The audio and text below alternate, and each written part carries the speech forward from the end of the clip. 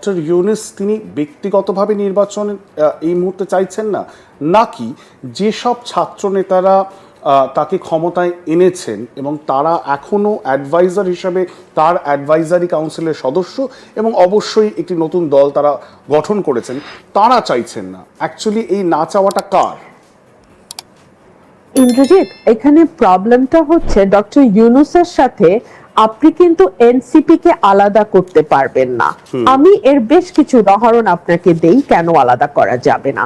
Number one, doctor Yunus এক সময় বলেছিলেন যে it is a meticulously designed movement এবং there is a brain behind this movement and he introduced someone as the brain behind the movement and he was Mahfouz.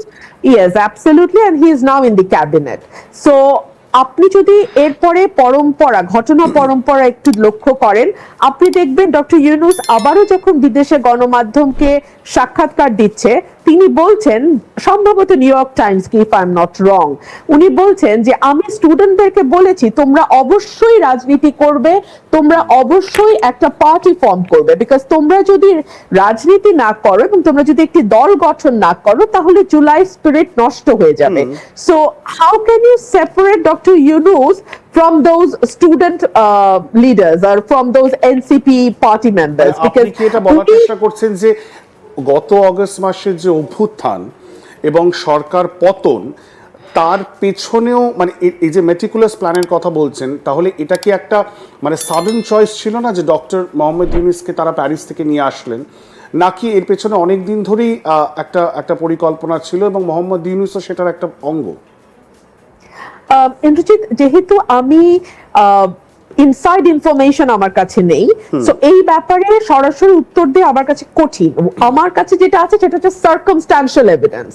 আমি circumstantial evidence দেখে বুঝতে পারি বা আমার মনে হয় যে এটা ডক্টর ইউনূস আসলে স্টুডেন্টের সঙ্গে ওনার হঠাৎ একটা চয়েস বা হঠাৎ করে ডক্টর ইউনূস আসা, বিষয়টি তেমন নাও হতে পারে, এবং ওনার এই যে নির্বাচন দেওয়ার ব্যাপারে অনীহা, এটা নিঃসন্দেহে রাজনৈতিক দলগুলোকে একটা অনিশ্চয়তার মধ্যে ফেলছে, একটা আনসার্টেনটি তৈরি করছে, বাংলাদেশকে অনিশ্চয়তার দিকে নিচ্ছে। বিকজ আপনি যদি সামাজিক অবস্থার দিকে লক্ষ্য করেন, আইন শৃঙ্খলা পরিস্থিতির দিকে লক্ষ্য করেন, ব্যবসা বাণিজ্যের দিকে লক্ষ্য করেন, কূটনীতির দিকে লক্ষ্য করেন, কোনো দিকেই কিন্তু আমরা কোনো সুখবর পাচ্ছি না। আমাদের ঘরের পাশে মিয়ানমার, সেখানে মানবিক করিডোর দেওয়ার ব্যাপারে যে সিদ্ধান্ত, নীতিগত সিদ্ধান্ত সরকার নিতে যাচ্ছিল, তার আগে কিন্তু সরকার কোনো পলিটিক্যাল পার্টির সঙ্গে আলোচনা করে নাই। যখন বিএনপি খুব স্ট্রংলি প্রোটেস্ট করে, এট দ্য সেম টাইম আমাদের স্বাধীনতা এবং সার্বভৌমত্বের প্রতীক সেনাবাহিনী যখন স্ট্রংলি প্রোটেস্ট করে, তখন আমরা সরকারের তরফ থেকে শুনি না এটা একটা হিউম্যান নট করিডোর, একটা হিউম্যান কি জানি মানে একটা অন্য একটা ওয়ার্ড আমাদের মানে ওই নিরাপত্তা উপদেষ্টা ব্যবহার করলেন, হ্যাঁ, যে একটা এক্সাক্ট বা something, I forgot the exact word, but he avoided the word corridor.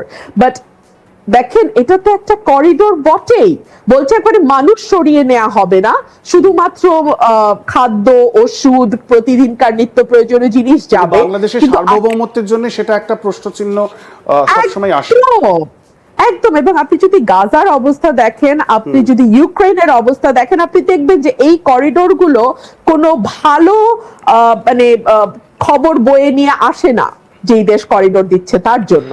So এই জায়গাটিতে আমরা দেখছি ডক্টর ইউনূসের ব্যর্থতা, আমরা দেখছি ডক্টর ইউনূস আসলে বিহাইন্ড দ্য স্ক্রিন উনি কি করতে চাইছেন এটা আমাদের কাছে খুব স্পষ্ট নয়। অ্যাট দ্য সেম টাইম যখন উনি বন্দর দিয়ে দিচ্ছেন অন্য আরেকটি দেশকে, যেখানে এমন একটি টার্মিনালের ব্যাপারে আলোচনা হচ্ছে যেই টার্মিনালটি খুব চমৎকার কাজ করে এবং গত বছর 30 লক্ষ মেট্রিক টন এক্সট্রা সার্ভিস দিতে পেরেছে ওই বন্দর, সেই বন্দরকে তিনি আপগ্রেড করবার জন্য কেন অনেকগুলো ইস্যু রয়েছে, খুব গুরুত্বপূর্ণ ইস্যু আপনি তুলেছেন। আমি এক এক করে আসছি, চট্টগ্রাম পোর্টের কথায় আসবো, কিন্তু তার আগে সেন্ট মার্টিন নিয়ে আমরা আলোচনা করব। কিন্তু সেই জায়গায় দাঁড়িয়ে যে আপনি বলছেন যে একটা ইন্টারিম সরকার এবং ভারতের সাথে বাংলাদেশের এই মুহূর্তে যে সম্পর্ক এবং সেখানে ইন্টারিম সরকারের রোল, সেটা নিয়ে আমরা আলোচনা করব। কিন্তু যেহেতু এটা ইন্টারিম বা অন্তর্বর্তীকালীন সরকার, সেহেতু এই সরকারের যে ম্যান্ডেট, জি। সেই ম্যান্ডেটটাকে আপনি কিভাবে দেখেন? কারণ আপনারা মানে বিএনপি বা অন্যান্য যেসব দলগুলি যারা প্রশ্ন তুলছেন, যারা বলছেন এই সরকারের ম্যান্ডেট খুব সীমিত, কিন্তু সরকারে যারা রয়েছেন তারা সেটাকে মনে করছেন না। তারা মনে করছেন এই সরকারের ম্যান্ডেট হলো রিফর্ম, আর সেই রিফর্ম একটা সময় সাপেক্ষ প্রসেস। তারা বলছেন যে পুরো যে সিস্টেমটি রয়েছে বাংলাদেশের, সেখানে নির্বাচন কমিশন থেকে শুরু করে অন্য আইন আদালত, তারা সব কিছুই বদল চাইছেন। কোথাও গিয়ে কি এটা বাংলাদেশকে অ্যানার্কির দিকে ঠেলে দিতে পারে? আমি এই প্রশ্নটা এই জন্যই করছি কারণ এরকম অনেক মানুষের সাথে আমার নিজের ব্যক্তিগতভাবে কথা হয়েছে যারা আশঙ্কিত যে বাংলাদেশের সংবিধানও কি তাহলে বদলানো হবে। আমি যেহেতু একজন আইনজীবী, আমি আপনার প্রশ্নের উত্তর প্রথমে একজন আইনজীবী হিসেবে দিই, পরে একজন রাজনীতিবিদ হিসেবে দিচ্ছি। আইনজীবী হিসেবে এই সরকারের সোর্স অফ পাওয়ারটা কি? এই সরকারের সোর্স অফ পাওয়ার হচ্ছে সুপ্রিম কোর্টের একটা রেফারেন্স, যেটা article 106 of the constitution of Bangladesh অনুযায়ী নেওয়া হয়েছে। তো আর্টিকেল 106 অনুযায়ী যে রেফারেন্স সুপ্রিম কোর্ট দিয়েছে, সেখানে সুপ্রিম কোর্ট কি বলছে আমি আপনাকে একটু পড়ে শোনাই।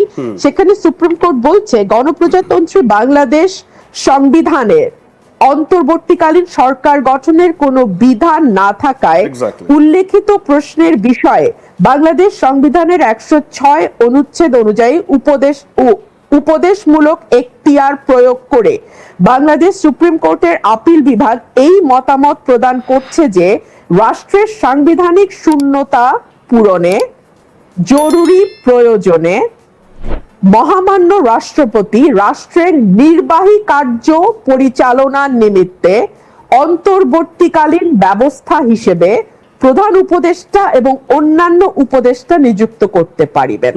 তার মানে কি দাঁড়ালো? এটা একটা অন্তর্বর্তীকালীন ব্যবস্থা, এটা একটা জরুরি সময়ের ব্যবস্থা, এবং এটি জরুরি প্রয়োজনে রাষ্ট্রের নির্বাহী কার্য, অনলি নির্বাহী কার্য পরিচালনার জন্য এই সরকারটি গঠিত হয়েছে। এবং নির্বাহী কার্য বলতে আমি একজন আইনজীবীর ব্যাখ্যা আমি দেই, আমার ব্যাখ্যা, আমার ওপিনিয়ন যেটা, সেটা হচ্ছে ডে টু ডে অ্যাক্টিভিটিস।